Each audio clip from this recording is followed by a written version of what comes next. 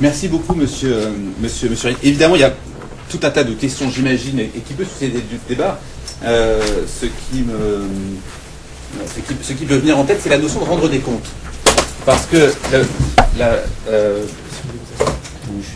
d'accord.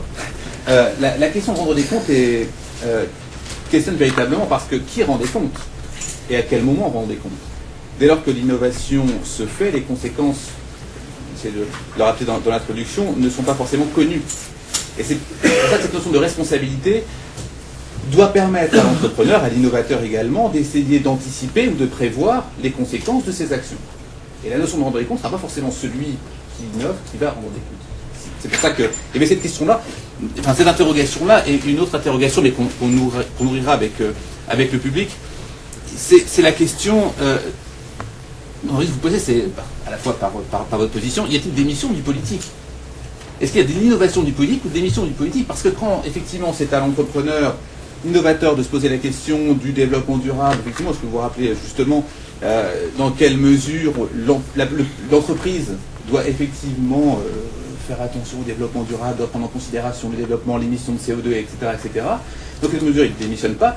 Et d'autre part, l'entreprise, ça lui va bien parce qu'effectivement, elle récupère également la parole, elle récupère également la puissance, également Google ou les autres. Bon, ça permettra de nouer la discussion. Monsieur Jérôme Adam, qui fait la parfaite transition, puisque diplômé de Sciences Po et de l'ESSEC, Jérôme Adam, c'est ça la transition. C'est la transition, a créé en novembre 2005 l'entreprise Easy Life Conseil, spécialisée dans la conception de solutions innovantes, simplifiant le quotidien et accessible à tous les publics. Le handicap est pour vous source d'innovation utile à tous. Création d'Easy Life Conseil avec nombreuses réalisations qui vous ont valu le prix spécial du concours Talent 2006. Parmi les clients d'Easy Life Conseil, Microsoft, RATP, Coca-Cola, Transport commun lyonnais, l'Occitane, etc., etc. Jérôme Adam effectivement considère que le handicap doit être réduit à une difficulté, mais comme tous, nous avons des difficultés, et non pas comme un élément d'identité. L'handicap passe pour vous au second plan. Avant tout, chef d'entreprise, dans votre livre Entreprendre avec sa différence, vous abordez les valeurs qui ont permis de créer la première entreprise et de surmonter son handicap. Rappelez qu'entreprendre ne se limite pas à la création d'entreprise, mais correspond à une véritable culture. Montrez que chacun de nous a son handicap ou son épreuve à traverser, ce que vous dites, et ainsi à encourager les uns les autres à aller de l'avant. Merci beaucoup de venir témoigner et de venir représenter. Hop, je lance la présentation. Voilà, le premier slide arrive. Est-ce que tu tournes? Je présente. Ok. Bien, après avoir entendu tout à l'heure que les Français étaient le pays le plus pessimiste, c'est vrai qu'après cette présentation me concernant, j'ai envie de dire que ça pourrait trancher.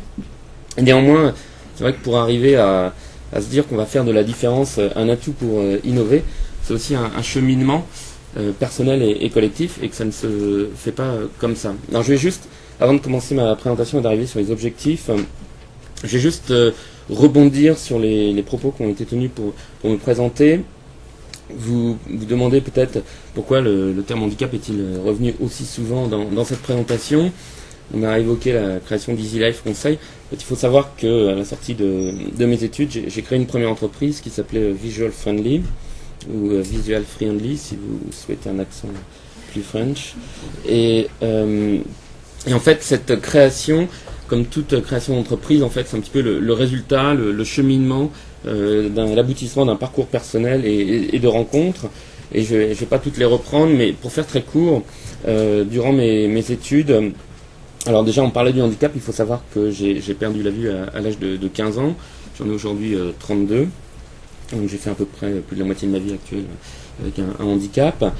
Et durant mes études à Sciences Po, j'ai travaillé pour les laboratoires Vichy du groupe L'Oréal pendant 1 an.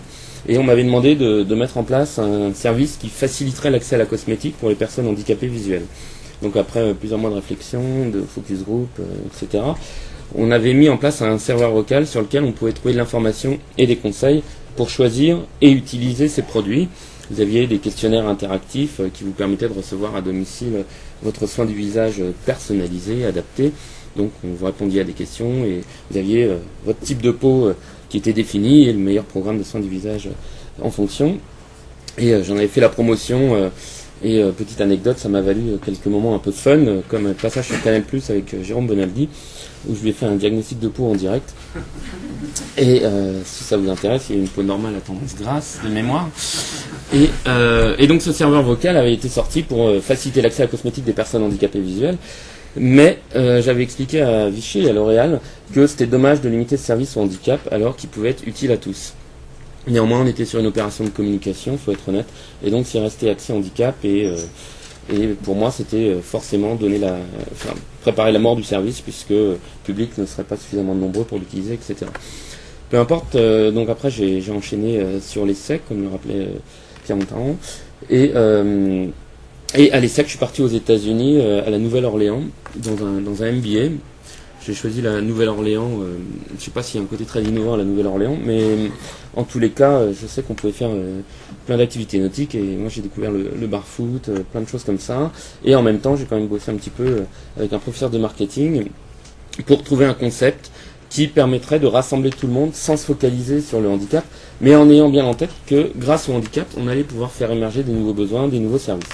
Et donc on était en 99 à cette époque-là, et émergeait la tendance user-friendly, qui désigne tout ce qui est convivial, facile d'accès, facile d'utilisation. Et nous on a eu l'idée de dériver ce concept sur une sorte de label qu'on a appelé Visual Friendly, d'où le nom de ma première entreprise, en travaillant sur les interfaces, en travaillant sur la qualité de l'ergonomie des interfaces web qui émergeaient. Et on s'est dit, voilà, on va créer des outils pour améliorer l'accessibilité et l'ergonomie des sites web. Et donc, que je sois senior, que j'ai un handicap visuel ou que j'ai des problèmes d'agilité avec la souris en raison de mon âge, eh bien, je vais pouvoir adapter l'interface du site et donc régler différents paramètres comme, par exemple, standardiser la présentation, avoir toujours au même endroit le menu de navigation, la zone de recherche, et donc pouvoir me repérer facilement. Donc voilà l'idée de Visual Friendly, et c'était bien cette idée de ne pas se limiter au handicap, mais partir des besoins des personnes handicapées pour arriver finalement à un public à satisfaire des besoins beaucoup plus larges. Donc Visual Friendly a duré 5 ans, de 2000 à 2005, et après j'ai rebondi, comme disait Pierre Montaron, en écrivant un livre qui s'appelle Entreprendre avec sa différence, en créant un cours sur la création d'entreprise, et puis comme l'entrepreneuriat c'est un virus, enfin je pense, j'ai recréé une entreprise qui s'appelle Easy Life Conseil sous une forme individuelle en 2005, et 2 ans plus tard, en 2007, je me suis associé avec Florence Demas pour mettre au point Easy Metro, qui a gagné le prix du concours Lépine. Et donc si je dis tout ça, en fait, c'est pour illustrer une première idée qui est de se dire qu'on ne va pas penser en termes de handicap, en fonction du handicap, mais plutôt partir d'une contrainte maximale pour essayer d'aller innover, d'inventer, créer quelque chose d'utile à tous. Et ça, c'est mon premier message, en fait, partir du handicap pour arriver à faire quelque chose d'utile à tous. Donc, si j'arrive sur les objectifs de mon intervention, donc le slide 2, enfin, je ne veux pas dire le numéro de slide, comme ça on va voir si c'est clair et si vous arrivez à suivre la présentation en même temps. Donc si j'arrive sur les objectifs de la conférence, de mon intervention, donc c'est qu'entend-on par handicap et comment replacer ce terme, ce concept dans le contexte d'une organisation. Passer de la perception d'une contrainte à une source d'opportunité, ça sera l'objectif final, même si j'ai commencé un petit peu à l'illustrer. Et entre-temps, eh bien sûr, pour avoir ce discours que je veux résolument optimiste et non pessimiste, il faut, je dirais, à savoir accepter la différence et en faire une source d'innovation. Donc voilà les 3 objectifs que j'ai envie de partager avec vous ce matin et sur lesquels on pourra discuter tout à l'heure. Donc le handicap, qu'est-ce que c'est?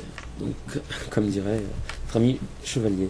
Alors, le handicap, faut savoir qu'à l'origine, ça avait une acceptation complètement différente de celle que l'on a aujourd'hui, puisque le handicap, c'est un terme anglo-saxon, handicap, qui est apparu en 1827 dans le milieu hippique en Irlande. Et à l'origine, c'était la volonté d'arriver à des situations équitables. Vous aviez un cheval qui avait gagné plusieurs courses de suite.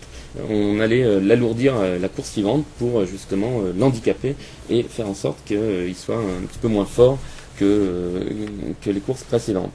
Un jockey qui était plus léger que les autres, c'est pareil, on allait alourdir le cheval. Donc on créait des handicaps pour arriver à une situation plus équitable et finalement on annulait un avantage. Donc on était vraiment dans une perception très positive du terme et je pense que quasiment chacun d'entre nous en école primaire, voire un peu après, à créer des handicaps quand on était à la file indienne et qu'on faisait des courses, tout comme c'est le souvenir que j'ai de mon école primaire, quand on faisait des courses en file indienne, on mettait le plus petit devant avec 2 ou 3 mètres d'avance, et on créait un handicap en fait par rapport aux autres. Et je m'en souviens d'autant plus que j'étais souvent parmi ceux qui étaient devant. J'ai un peu grandi depuis, mais finalement c'est un handicap qui est resté aussi. Et voilà, donc c'était ça à l'origine la connotation handicap, donc une perception très très positive. Aujourd'hui, on est plutôt dans une tendance inverse où on fait volontiers l'amalgame entre handicap et incapacité. Quand j'ai perdu la vue, il faut savoir que je jouais au foot au stade de Reims avant de perdre la vue, et donc après avoir perdu la vue, je voulais continuer à aller au match de mon équipe, et plein de monde me disait mais à quoi ça te sert, on comprend pas, et donc on imaginait que je n'étais pas en mesure de suivre le mouvement, d'être intéressé, on m'interdisait en fait entre guillemets cet accès à cette activité, l'accès à cette activité en tant que supporter. De même, je souhaitais aller au cinéma, continuer à voir des films, et pareil, plus par maladresse, par méconnaissance, souvent, les personnes ne me proposaient pas, mes camarades de lycée, ne me proposaient pas spontanément d'aller au cinéma avec eux plus tard, quand je ferai mes études supérieures. Le problème se répétera, mais aussi ils ne me proposaient pas d'aller au théâtre. J'ai souvenir à Sciences Po, pour être très concret, dans cette école où on dit toujours qu'on a les élites, des gens intelligents, etc., d'avoir été dans une conférence où la conférence avait organisé une sortie à Disneyland, et tout le monde y était convié, sauf moi. J'étais même pas au courant qu'il y avait la sortie. Donc on m'avait mis d'entrée, par méconnaissance, par maladresse, tout ce qu'on veut, un petit peu à l'écart, parce que on s'imaginait que c'était pas, que j'allais m'ennuyer, que c'était pas pour moi. Donc il y avait bien cette idée d'être incapable de suivre le mouvement, et cet amalgame entre handicap et incapacité. Bien sûr, cet amalgame, on va le retrouver dans la sphère professionnelle. On imagine volontiers qu'une personne handicapée a moins de compétences et que dans l'entreprise, elle va avoir plus de mal à suivre le rythme, ou alors par méconnaissance, on se dit il est aveugle, comment va-t-il faire pour utiliser son ordinateur, pour envoyer des SMS, etc. Donc, toute cette tendance, tout cet amalgame, en fait, aujourd'hui, a renversé la perception que l'on peut avoir du handicap, a renversé la perception initiale du handicap. Et ce que je vous dis là, ça fait plusieurs années que je le dis depuis que j'ai sorti mon livre, et j'ai découvert via un cabinet de conseil il y a 1 an ou 2, une étude d'Harvard qui justement prouve tout cela, et c'est une étude qui s'appelle les associations implicites d'idées, qui porte sur différents préjugés, mais qui montre que spontanément, quand on parle de handicap, eh bien il y a cette idée d'absence de performance qui surgit. Donc on fait vraiment cet amalgame et cette association d'idées. Donc si à Harvard ils arrivent à le montrer, j'imagine quand même qu'il y a certaines raisons de le penser et peut-être d'en être convaincu. Donc voilà un petit peu ce que je voulais dire pour présenter le handicap au sens étymologique et vous montrer que finalement on part de loin pour faire du handicap une source d'innovation ou une source de créativité. Maintenant, il y a une idée que je m'attache à défendre, qui est soumise à débat et qui peut parfois surprendre. C'est cette idée de « à chacun son handicap ». Alors déjà, un petit rappel, 85% des handicaps surviennent en cours de vie. Donc c'est pas du tout les handicaps, c'est très rarement aujourd'hui des handicaps de naissance, plutôt des accidents du travail, des maladies, etc. Et pour reprendre une expression que j'ai entendue un jour dans une conférence que j'ai trouvée assez drôle, enfin j'ai trouvé ça peut-être moins drôle, mais nous sommes tous finalement des personnes handicapées en sursis. Et c'est cette idée que le handicap peut frapper n'importe qui, et dans tous les cas, sur les 6 millions de personnes handicapées en France que compte notre pays, eh bien c'est vraiment des handicaps qui à 85% sont arrivés en cours de vie. Alors maintenant, surtout, ce qui est intéressant pour illustrer cette idée de à chacun son handicap, je me suis beaucoup intéressé au handicap dit invisible, et c'est vrai que sans le savoir, nous côtoyons, nous travaillons déjà avec des personnes handicapées au sens reconnu Cotorep, maintenant des maisons départementales des personnes handicapées, des douleurs dans le dos, des personnes qui ont un diabète et qui du coup ont des chutes de tension, des problèmes de vue, etc. Tout ça, ce sont des handicaps que finalement on côtoie et on ne le sait même pas. Donc dans notre quotidien, dans l'organisation où on est, eh bien il y a des personnes qui ont un handicap. Et il faut donc bien en prendre conscience. Et D'autre côté, c'est assez rassurant parce que ça permet de, j'ai envie de dire, dédramatiser, démythifier le sujet et de se dire que si on côtoie déjà au quotidien des personnes qui ont un handicap, c'est que finalement c'est peut-être pas si compliqué que ça d'accepter de côtoyer le handicap. Et ça, c'est toute une catégorie de handicap invisible. Dans les handicaps invisibles, il y en a un dont on a beaucoup parlé depuis quelque temps, c'est tout ce qui est handicap psychique avec des épisodes tragiques chez Renault, France Télécom, par exemple. Et ça, c'est vrai que le handicap psychique, c'est quelque chose dont on commence à prendre conscience, et ça fait partie des handicaps invisibles.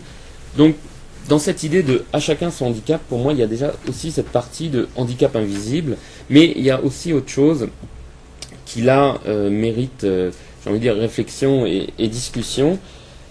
Pour moi, le handicap, c'est une contrainte, il ne faut pas se cacher, c'est sous la contrainte qu'on va pouvoir innover et créer, on y reviendra. Mais la contrainte, dans nos organisations de travail notamment, on en accepte déjà et on fait avec. Un manager qui ne sait pas prendre de décision, finalement, c'est quand même une sacrée contrainte pour l'organisation. Un manager qui ne sait pas déléguer et partager son information, ça aussi c'est plutôt pénible à vivre. Un manager qui est irascible, donc on va au travail mais on sait très bien qu'on ne va pas prendre son pied, s'éclater, pouvoir vraiment partager avec ses équipiers. Est-ce que ça finalement ce ne sont pas des comportements qui handicapent aussi l'organisation et son efficacité ?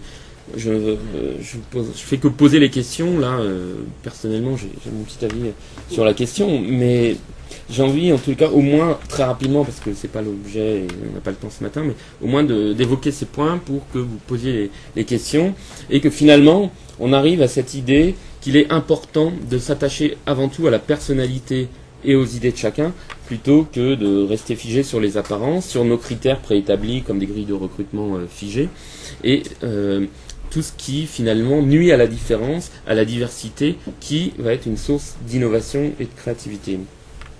Alors, j'avais un prof, je terminerai là-dessus sur ce slide, j'avais un prof à Sciences Po qui disait, quand je recrute pas des profils comme vous, donc il faut vous mettre dans le contexte d'un endroit un peu feutré, tout le monde réussit plutôt bien, à Sciences Po, on a une rabâche qu'on est l'élite de la France, donc un des propos où on vous dit, moi quand je recrute, c'est pas des profils comme vous qui m'intéressent, forcément ça interpelle, et il explique un petit peu ses propos, son sujet en disant, eh bien, moi quand je recrute, je vais aller chercher des personnes qui ont connu des épreuves et des difficultés, parce que, je suis sûr que la première épreuve, premier obstacle rencontré par l'entreprise, je suis sûr qu'elles ne vont pas me laisser tomber. Et 2, elles vont faire preuve d'imagination et de créativité pour contourner l'obstacle, parce qu'elles auront été soumises dans leur parcours justement à ces imprévus. Et le monde de l'entreprise, c'est bien ça, ce sont des imprévus. On ne peut pas tout prévoir et il faut faire avec, s'adapter. Donc c'est pour ça que finalement, au-delà du handicap, ce qui est intéressant, c'est de s'intéresser à la personnalité et aux idées de chacun, ce qui va être vraiment la source de la créativité. Alors on peut, si on veut revenir sur le handicap, on peut passer à la présentation au slide suivant, où je vais vous demander en fait, il y a normalement, si ça fonctionne, il y a plusieurs innovations qui sont apparues à l'écran, une machine à écrire, une télécommande et un trottoir sur BC. Si je vous demande quel est le point commun à ces créations, on va dire.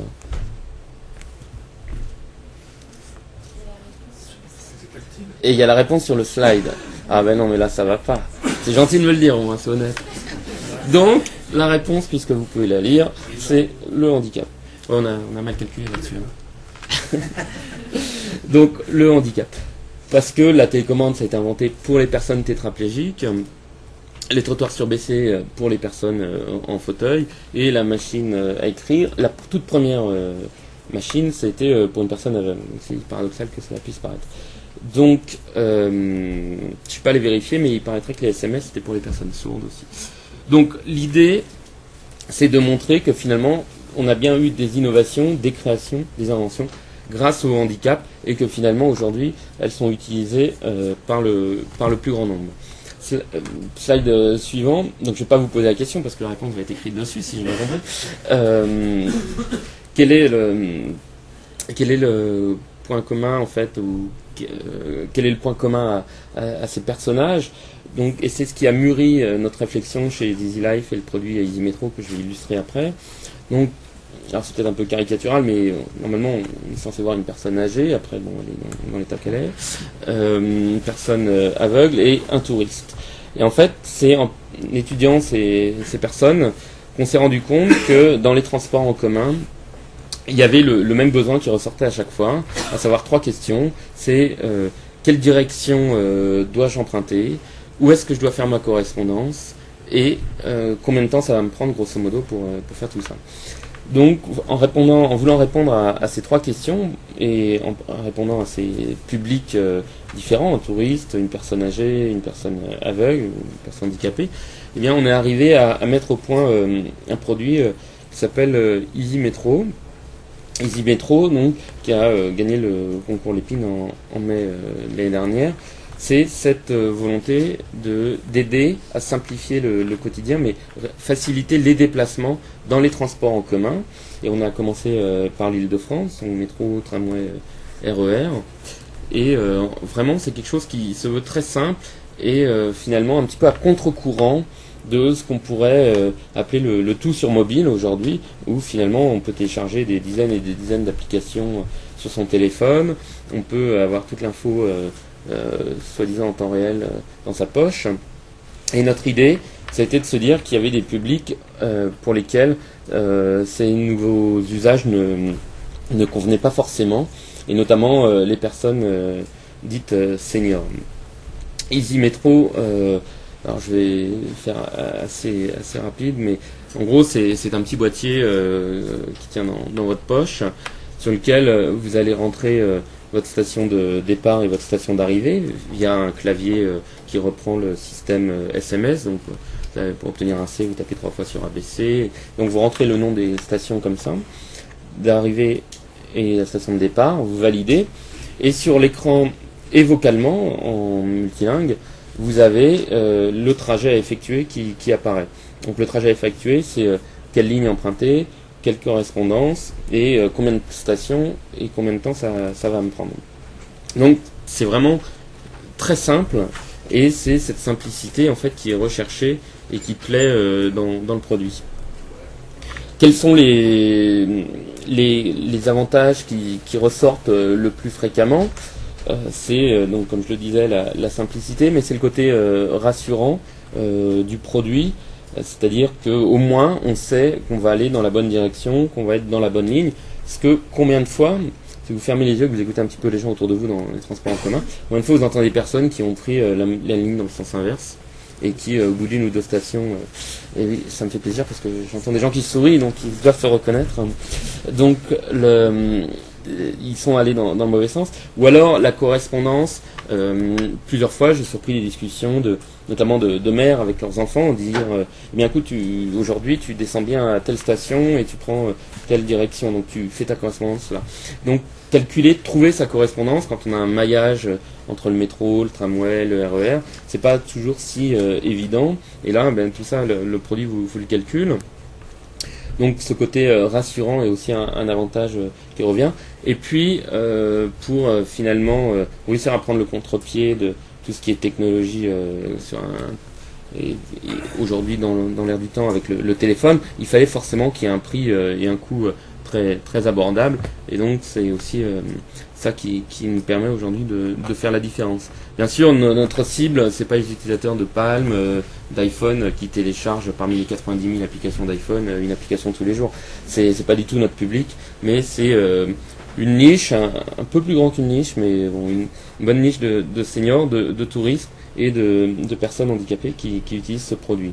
Et on revient à cette idée que finalement, en partant de la contrainte maximale incarnée par le handicap, eh bien, on arrive à répondre à des besoins plus globaux, plus larges, ou pour le dire autrement, si c'est simple à utiliser pour une personne handicapée, il y a toutes les chances que ça soit simple à utiliser pour le grand public. Donc voilà pour illustrer ce propos sur le handicap, la différence comme source d'innovation à travers le produit que nous avons mis en place, mais il y a pas mal d'autres opportunités sur lesquelles je voudrais maintenant revenir, qui sont issues du handicap ou de la différence. Tout d'abord, handicap et efficacité, notamment dans les organisations. là j'ai mis quelques statistiques, on se rend compte que les entreprises qui ont embauché des personnes handicapées, eh bien 93% d'entre elles en sont satisfaites. Et si on faisait ce sondage sur les salariés global, je suis pas sûr qu'on aurait 93% de satisfaction de la part des employeurs quand on les interroge sur leurs salariés. Quand on interroge les collaborateurs, ce ils jugent la présence d'une personne handicapée en grande majorité à 87%, ils jugent cette présence très enrichissante. Donc ça, voilà, ce sont des sondages, des enquêtes qui montrent que la différence, le handicap notamment en l'occurrence, c'est quelque chose finalement c'est plutôt une opportunité qu'une contrainte pour l'entreprise, pour l'organisation. Et parmi ces avantages, pourquoi y a-t-il une transformation collective, en fait, une transformation positive de la vie en collectivité? Pour moi, il y a des valeurs, des atouts induits par le handicap, j'ai envie de dire presque de façon inconsciente. Alors, c'est vrai, spontanément, on nous parle toujours du courage et de l'énergie des personnes handicapées. Après avoir perdu la vue, j'ai créé un club d'athlétisme avec des amis.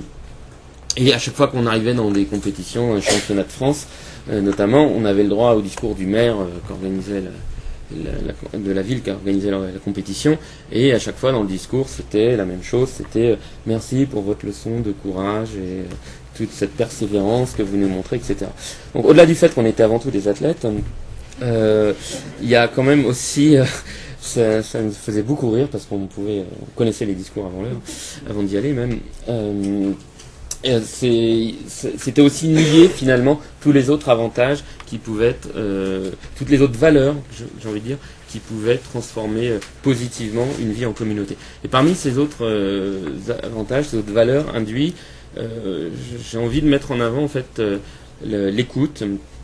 C'est vrai que finalement le handicap c'est aussi, alors je dis pas chez toutes les personnes handicapées, hein, il y a une super vidéo sur YouTube qui montre une personne handicapée, c'est un dîner assez mondain, je sais pas si vous l'avez vu, c'est une personne qui tient des propos complètement infâmes, des propos vraiment qui choquent tout le monde, et puis à la fin de la vidéo on a la conclusion, cette personne, on voit la personne qui recule, on voit qu'elle est en fauteuil, et la conclusion c'est cette personne est handicapée, mais c'est avant tout un con.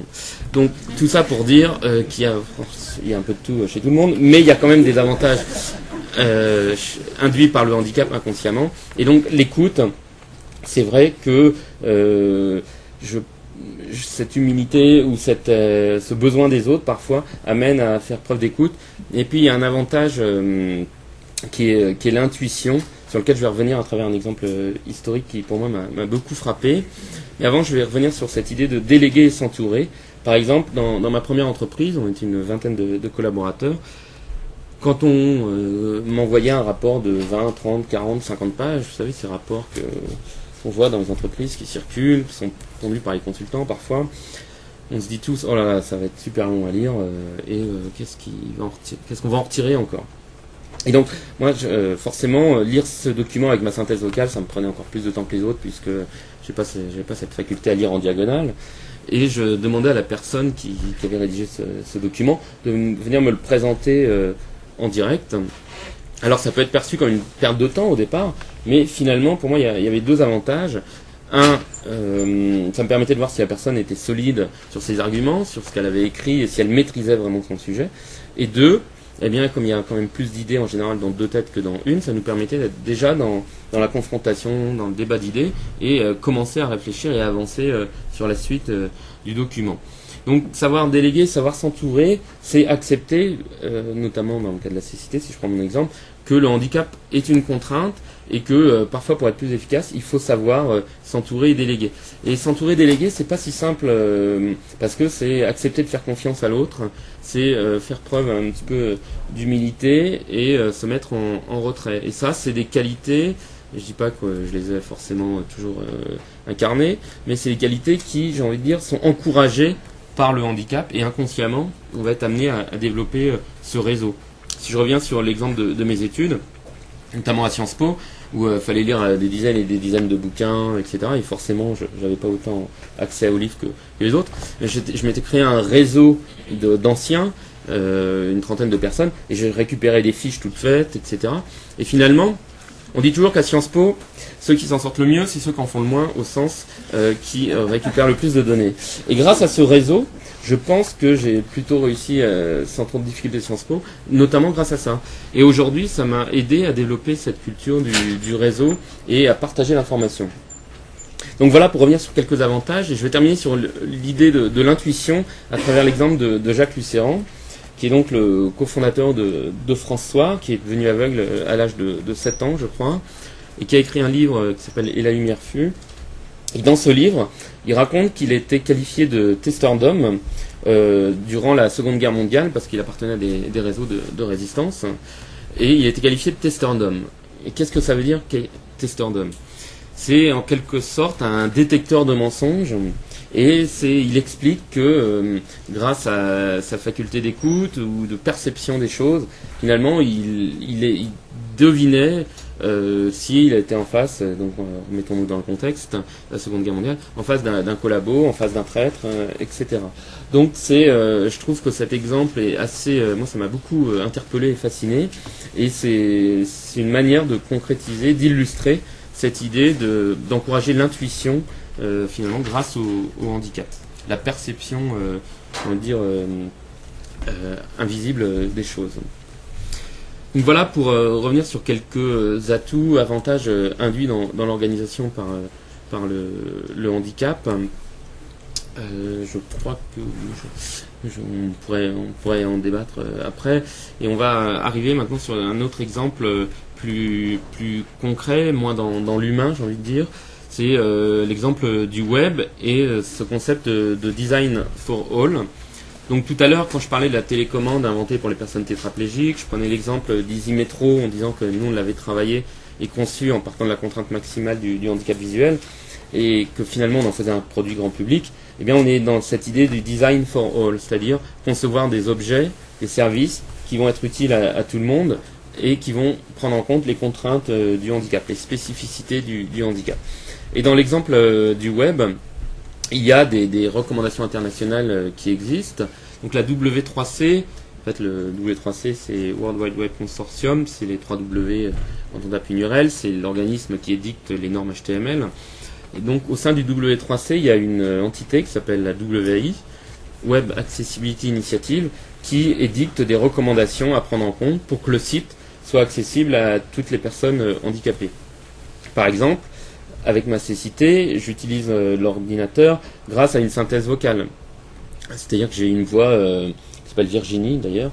Il y a aussi Robert, pour celles et ceux qui préféreraient voix masculine.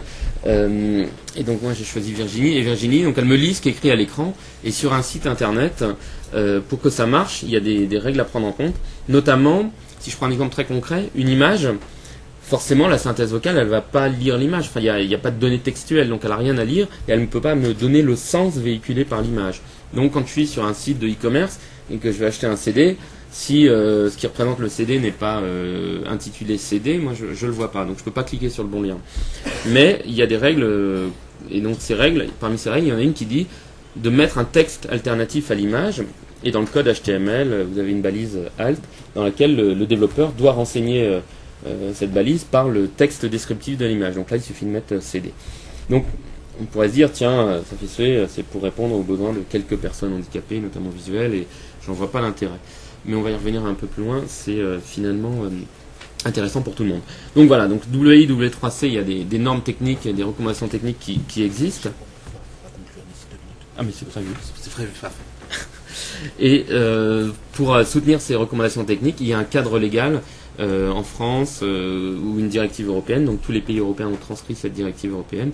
Et en France, depuis 2005, l'accessibilité du web est une obligation pour tous les sites publics. En Angleterre, c'est une obligation pour les sites privés et publics, donc pas uniquement les sites gouvernementaux, mais également les sites privés qui peuvent être soumis à des amendes, voire à des condamnations de fermeture de sites s'ils ne prennent pas en compte ces normes.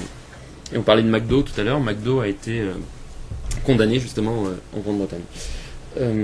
Et donc ces normes, on peut les percevoir comme une contrainte forte, mais finalement quand on les applique, on se rend compte qu'il y a pas mal d'avantages induits, avec notamment des études qui ont montré que les internautes passaient un tiers de temps en moins à trouver leur information sur un site qui prend en compte ces recommandations d'accessibilité, ou qui, dans un tiers de cas, concluaient leur acte d'achat.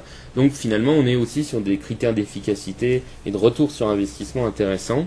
Un meilleur référencement, on parlait de Google tout à l'heure, Google indexe pas mal les pages en fonction des textes, et donc plus vous avez de textes qui décrivent votre activité, votre contenu, et bien finalement vous serez mieux référencé dans le moteur de recherche. Donc voilà pour faire un tour rapide sur la question du design for all dans le web, et pour finir d'illustrer cette idée de faire du handicap une source d'innovation, d'efficacité. Voilà ce que je voulais dire. Donc ne pas penser pour le handicap ou la différence, mais avec la différence, car au final, on sera créatif et innovant pour le plus grand nombre.